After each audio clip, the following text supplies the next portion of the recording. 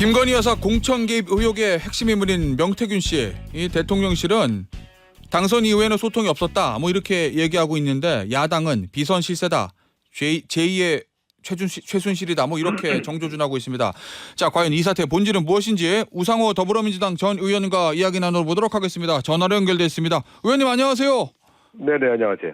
자, 의원님, 여권 상황이 지금 뭐 심상치가 않습니다. 뭐 우상호, 죄송합니다. 명대남, 명태균, 김대남 여러 얘기들이 나오는데 네. 이 명태균 씨 관련된 얘기부터 좀 해보죠. 네네. 의원님, 혹시 네. 정치 오래 하시고 큰 선거 많이 치러보셨으니까 네. 이 큰 선거 치르고 나면 이런 명태균 씨 같은 사람들이 많이 나옵니까? 이제 과거에 뭐 당을 떠나서 정치 선거에 영향력을 행사하면서 자기가 누구 만들었다 이렇게 큰 소리 치는 사람들이 꽤 많죠. 예. 또 그거야 이제 본인은 자기가 굉장히 결정적 영향을 미쳤다고 생각하지만 예.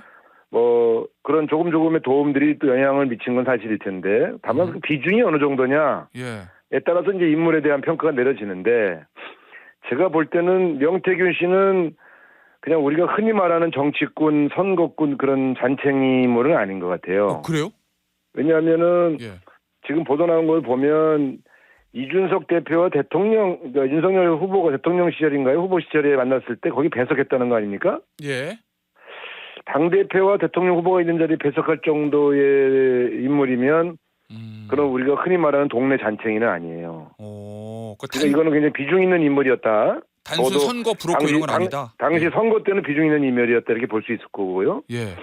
제가 국민의힘 영남 지역 의원들을 아는 분들한테 몇 명한테 전화를 해서 물어봤더니 이분의 존재를 대부분 다 알고 있더라고요. 그러면 이분은 그냥 무슨 어디 무슨 작은 지역 차원에서의 선거꾼은 아닙니다. 그래서 제가 볼 때는 상당히 이 관련된 명태균 씨 관련된 사안들은 상당히 신빙성이 있어 보여요. 그러면요, 의원님, 네. 이게 뭐 단순히 브로커 이런 수준을 넘어서 꽤 어느 정도 좀 능력이 있고 영향력이 있는 사람이다 이런 말씀이신 건데, 자, 네. 지금 나와 있는 보도만 놓고 봤을 때 네. 어떤 특별한 이권 같은 거나 개입하지 않았다고 하면 이 네. 명태균 씨하고 윤석열 대통령 후보 시절에 예를 들어 좀 교류를 하고 뭐 조언을 받고 이거 자체도 문제가 되는 거라고 보십니까? 아닙니다. 그런 건 문제가 되질 않는데 예. 여기서 보면 이제 명태균 씨가 윤석열 후보, 당시 후보죠. 예. 후보의 당선을 돕기 위해서 각종 여론조사를 진행을 하고 그 결과를 보고했다는 거 아닙니까? 예. 이거는 이제 기본적으로 윤석열 대통령이 지시했건 혹은 알고 있었거나 지시를 했다면 명백히 불법 선거운동이고요. 그래요? 이거 왜냐하면 후보를 위한 여론조사 비용은 신고하게 되어 있기 때문에 이것은 이제 신고된 비용 이상의 비용이 지출될 가능성이 있고요. 예. 두 번째 더 심각한 것은 그 대가 때문에 그 대가의 성격이 있는지는 모르겠지만 예. 그 선거 끝나고 나서 김영선 전 의원을 재보궐선거에서 공천하는데 예.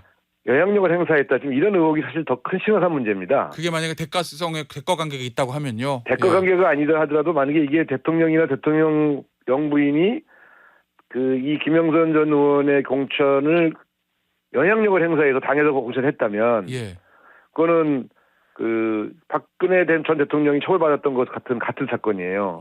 그래요. 그래서 예. 네, 당시 박근혜 대통령이 대통령 시절에 대통령 정무수석실에서 친박계 후보들 여론조사를 하고 예.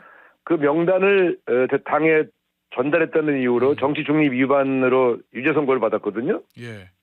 그거랑 유사한 사건이기 때문에 예. 그래서 그냥 일반적으로 관계를 맺고 소통을 했다거나 뭐 예. 어떤 조언을 받았다 이게 불법일 수 없는데 예. 제가 볼 때는 대선 시기의 불법 여론조사 예. 또 두 번째 그 이후에 김영선 전 의원의 공천에 개입한 것. 예. 제가 볼 때 이런 겁니다. 김영선 전 의원의 경우 적어도 재보궐선거에서 창원에 공천받는 상황 자체는 확실히 명태균 씨가 개입을 했고 그것은 대통령 부부 전체인지 누구인지는 모르겠지만 예. 조력을 받은 것은 틀림없어 보여요. 알겠습니다. 이게 이제 예. 제가 볼 때 심각한 사건이죠. 의원님, 그 여론조사를요. 네. 만약에 당시 윤석열 후보 측에서 뭐 개인적으로 돈을 지불하고 본인 여론조사 비공개용으로 좀 돌려볼 수도 있는 거잖아요. 그렇게 해도 만약에 문제가 된다고 보십니까? 그거 다 불법입니다. 아 그래요? 아 네. 그 비용을 신고하지 않았다고 하면 여론조사는 다 신고하고 예. 그 비용이 전부 다 선거운동 비용에 포함되어야 됩니다. 예. 자 근데 그럼 이제 이런 경우는 윤석열 대통령이 지시했는지 예. 일단 윤석열 대통령이 돈을 주고 한 것 같지는 않아요. 예. 그 명태균 씨 본인이 알아서 이 양반이 여론조사 회사와 정치 기획사를 일부 운영했었으니까 예. 예. 거기서 자체적으로 조사하는 걸 가지고 가서 보고했던 것 같은데 그것도 문제입니까? 아니 이거 결과적으로 제가 말씀드린 거는 이분이 윤석열 대통령이 여기 어느 정도 개입돼 있는지에 따라서 불법성 여부가 예. 형성될 수 있다는 거죠. 예, 알겠습니다. 지금 보니까 민주당에서는요. 네. 천공을 능가하는 비선 실세다. 뭐 이렇게 박찬대 원내대표가 어제 얘기하던데. 그 정도는 아니고요. 제가 볼 때 예. 그 정치적 조력을 하고 예.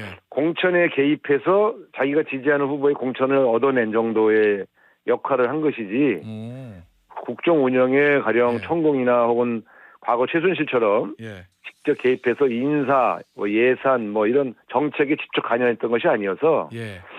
비선이라고 할 수는 있지만 실세라고 보기는 좀 어려워 보입니다. 아, 그런데 박찬대 원내대표 이렇게 강하게 표현하는 거예요? 이제 정치적 수사죠, 뭐. 예. 아, 그래요. 이 문제를 좀 야당에서는 민주당에서 좀 키워보겠다 뭐 이런 어떤 정치적인 의도가 좀 담겨 있다고 보시는 거군요. 아니 명태균 씨 거는 좀 본인도 뭐라고 얘기하고 있냐면 예. 자기가 입을 열면 대통령이 맞아요. 물러나야 할 정도다라는 수준의 지금 예. 협박을 하고 있지 않습니까? 예, 예. 그 의도는 이제 자기가 사법 처리 당하지 않기 위한 방어용이면서 그 협박이라고 보여지는데 예. 적어도 명태균 씨 정도 되는 분이 이 정도 협박을 할 정도의 사안을 갖고 있다는 걸 보면 예. 이거는 경우에 따라서는 상당히 큰 사건으로 비화될 수도 있다. 이렇게 저희가 느끼는 것이죠. 예. 그래서 예. 어떤 실체적인 어떤 근거를 갖고 있다기보다는 명태균 씨의 발언을 보고 이게 만약에 커지면 이게 굉장히 큰 예. 정치적 사건으로 갈 수도 있겠다. 이런 판단을 하고 있는 거겠죠. 예, 물론 뭐 명태균 씨는 그 하야 탄핵 발언 이후에 농담 삼아 한 얘기다. 뭐 이렇게 취재진에게 밝혔다고는 합니다. 그런 이야기를 어떻게 농담 삼아 할 수 있겠어요? 아, 그러면 저는 예. 이분이 초기에 이 사건이 터졌을 적에는 이분하고 김영선 전 의원이 그 사안의 실체 자체를 부인했지 않습니까? 예. 최근에 와서는 적극적으로 언론 인터뷰를 하면서 하야까지 지금 서서 농담이었다 하더라도 하야까지 거론하는 걸 보면 예. 지금 스탠스를 바꾼 거예요. 어떻게요? 공세적으로 바꾼 거죠. 공세적으로. 공세적으로요. 지금 이런 경우는 저는 이제 이 결과가 어디까지 갈지는 모르겠습니다만. 예. 근데 이런 정도의 사람을 지금 대통령실에서 고발도 하지 않고 있다. 예. 저는 상당히 캥기는 게 있는 모양이다. 이런 의심이 가요. 이거 보통 고발하거든요. 그러니까 바로 그 부분인데요, 의원님. 그러니까 네, 이제까지 이런 의혹들이 나오면 용산 대통령실에서 적극적으로 해명 자료를 내고 그랬는데 네. 이번에는 보니까 처음에 보도 나왔을 때 여사는 공천에 개입하지 않았다. 뭐 요거 하나 하고 어제 이제 윤석열 대통령이 취임 이후에는 연락한 적 없다. 요 공식 입장 말고 뭐 형사 고발도 없고 그렇게 적극적인 대응을 하지는 않는 것 같거든요. 그래서 저는 뭔가 캥기는 게 있구나. 예. 이렇게 느끼는 것이죠. 왜냐하면 다른 사안의 경우에 윤석열 정부의 대통령실은 거의 하루 만에 고발을 했었거든요. 적극적인 대응이 있었죠. 다른 사안에서. 저도 고발당했었는데요. 그러니까 저는 그렇습니까? 제가 볼 땐 예. 지금 이 사람을 유독 지금 고발하지 못하고 끙끙 앓고 있는 걸 보면 예. 명태균 씨의 행보와 그의 진술 중에는 상당히 진실 가능성이 있는 내용들이 많이 있는 것 같다. 이렇게 추론해 볼 수 있는 거죠. 일단은 뭐 추정의 단계입니다. 그렇습니다. 추정입니다. 네. 알겠습니다. 이 다른 사안 하나만 좀 보죠. 네. 이른바 이제 김대남 씨가 서울의 소리의 이명수 기자하고 인터뷰하면서 뭐 국민의힘 쪽에서는 좌파 유튜버다 이렇게 표현을 합니다. 네네. 이 한동훈 대표에 대한 공격 사주, 언론사 고발 사주 이런 의혹도 좀 제기되고 있는데 이건 어떻게 보고 계세요? 아니 그러니까 지금 그 윤석열 정권 하에서 특히 최근에 예. 한동훈 대표와 대통령실의 갈등, 예. 또 명태균 씨 사건, 예. 또 이 김대남 씨 사건, 이런 일련의 사건들은 과거 정권에서 보면 여권에서 발생하기 어려운 사건들이거든요. 여권의 자중질환이 굉장히 자주 일어나고 있고, 예. 저는 이런 여러 일련의 사건들을 보면서 예. 윤석열 정권의 레임덕이 시작되었다. 저는 이렇게 봐요. 아 그래요. 예. 여권 안에서 이런 일들이 이렇게 자주 일어나지 않습니다. 그 근데 진보 정권이든 김대남 씨 사건도 좀 희한한 게요. 예. 아니 청와대 선임행정관이면 꽤 높은 직책이거든요. 예. 그 청와대 안에 정보에 밝은 거고요. 예, 대통령실. 예. 이분이 물론 현직 신분은 아니지만 물론 나와서 여당 전당대회에서 뭐 특정 후보를 지지할 수는 있지만 예. 어떻게 이런 공작적 활동을 할 수가 있어요? 그래서 저는 이게 지금 보면 단순히 나경원 후보 캠프에 있어서 나경원 후보를 도우려고 했다 이렇게 보기보다는 예.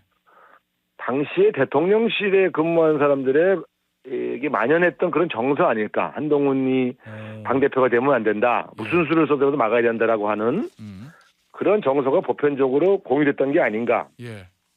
그렇다면 이건 여권이 상당히 심각한 문제다. 저는 그렇게 봅니다. 왜냐하면 잘 아시겠습니다만 윤석열 대통령이 항상 집권당의 대표하고 갈등을 빚었잖아요. 이준석 씨 물러나게 하면서 싸웠던 일도 그렇고. 예. 그래서 저는 이게 그냥 단순히 김대남 씨 개인이 그냥 그 일탈 행위를 한 것이다. 예. 이렇게 보기보다는 되게 대통령실 안에 일관성 있는 정서다. 이렇게 보기 때문에 저는 여권 내에 상당히 심각한 심리적 분당 예. 사태까지 간 게 아닌가 이렇게 추론하는 근거이기도 합니다. 배우가 있다. 이렇게 배우가 있을 수도 있다. 이렇게 보세요. 그러면. 그건 알 수 없죠. 근데 저는 이런 활동을 누가 시켜서 했다 이렇게까지는 저는 보지 않는데 예. 그러나 그런 일을 진행할 수 있을 정도의 심리적 공감대가 대통령실에 광범하게 퍼져 있구나. 예. 라고 하는 것이 더 심각한 문제죠. 알겠습니다. 지금 의원님 정치권에서 이제 10월 위기설, 11월 위기설 이런 얘기들 나오잖아요. 네. 자 일단 뭐 10월 위기설은 저 김건희 여사 리스크 관련된 이 거를 얘기하는 것 같습니다. 이 국정감사니까요. 네. 야당 입장에서 여당의 이런 상황 그리고 여러 가지 터져나오는 의혹들 요거는 어떻게 좀 활용 핸들링해야 된다고 보세요? 제가 볼 때 무슨 위기설은 근거 없는 얘기고요. 아 그래요? 아 10월 위기설도요? 정치권에서 항상 위기설이 나온 적이 있는데 예. 그래서 위기가 온 적은 지난 20년간 한 번도 없어요. 그러니까 그래요? 예. 그 위기설 얘기하는 거는 호사가들이 하는 얘기고 예. 지금 이제 제일 중요한 것은 무슨 10월이다 11월이다 이렇게 정해놓고서 위기설을 얘기하는 건 큰 의미가 없고 예. 만약에 이제 향후에 김건희 씨 관련해서 제가 볼 때 이렇습니다. 이제 신지호 그 부총장의 말씀으로 보면 예. 김건희 여사의 도이치모터스 사건에 대해서 불기소하면 예.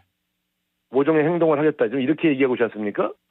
꼭 모종의 행동을 하겠다고 단정적으로 얘기한 건 아닌데 어쩌면 예. 비슷한 얘기를 했죠. 그건 뭐냐면 여권 내에서 친한계와 친윤계가 정면 격돌할 수 있는 계기점은 도이치모터스 사건, 주가 조작 사건에 대해서 김 여사를 불기소한다. 그러면 예. 그때는 친한계를 중심으로 해서 일정하게 갈등이 시작될 수 있다. 이런 경고로 들려요. 예. 그렇게 해석하신다는 말씀이신 거죠? 오히려 예. 국감이나 뭐 이런 데서 김건희 여사의 추가적인 의혹이 폭로되는 문제보다는 오히려 이 친한계의 반격이 시작되는 것이 더 큰 위기의 시작일 것이다 이렇게 보는 편입니다. 알겠습니다. 어제 신지호 조직부총장이 저랑 인터뷰 때 했던 얘기는 검찰이 김건희 여사를 도이치모터스 부분으로 기소를 하면 특검법 방어하는 데 있어서 국민의힘의 부담이 줄어든다. 그런 얘기였다는 점 말씀을 드리면서 기소를 한다면 그런 건데 불기소한다면이라는 표현을 쓰는 데가 있지 않았습니까? 알겠습니다. 예. 네. 알겠습니다. 자 의원님 민주당 얘기 좀 해보죠. 아까 네. 위기설 없다고 말씀하셨는데 민주당에는 11월 위기설 언론들이 얘기하잖아요. 만약에 언론이 얘기하는 것이죠. 이재명 대표가 두 건의 선고에서 다 피선거권이 제한되는 박탈되는 형이 나온다면 그래도 위기가 아닙니까? 별 문제 없이 지나갈 수 있다고 보세요? 그건 1심이기 때문에 예. 그 대법원까지 끝나야만 그렇죠. 위기 여부가 판정되는 것이죠. 그러니까 제 말씀은 사법적인 어떤 판결이 어떻게 나는가에 대해서 저도 궁금합니다만 예. 12월에 1심 판결 나온다 해서 바로 위기가 온다 이렇게 얘기하는 것은 예. 과도한 해석이다. 저는 이렇게 봅니다. 특히 그것이 대장동 백현동 같은 데서 무슨 큰 비리를 저질러서 내려진 유죄 판결이 아니고 예. 선거법 정도면 저는 그렇게 심각한 위기를 불러내지 않을 것이다 이렇게 봐요. 설사 유죄 판결이 아니라도. 그리고 제가 선거법은 참 우리 당 국회의원들이 걸려서 여러 번 자문도 해주고 그랬는데 예. 지금 현재 선거법 위반 사건은 저는 절대 국회의원직을 면탈시킬 정도의 형량이 나올 수 없는 사건이에요. 알겠습니다. 그러면 네. 플랜 B 이런 거 준비할 필요도 없다 이런 말씀이신 거죠? 아니 지금 사법부의 재판 결과를 놓고 플랜 B, 플랜 C를 만들 수가 없지 않습니까? 알겠습니다.